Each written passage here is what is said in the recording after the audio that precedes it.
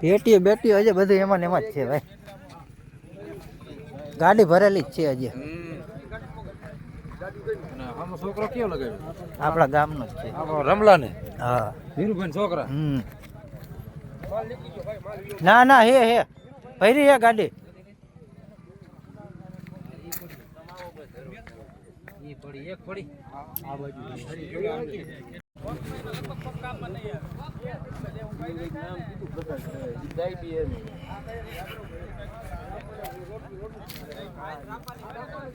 પેટીઓ બેટીઓ હજી બધું એમાં ને એમાં જ છે ભાઈ.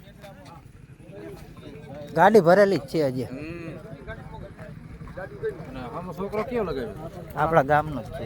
રમલા ને? હા, વીરુભાઈ છોકરા. ના ના હે ભરી હે ગાડી.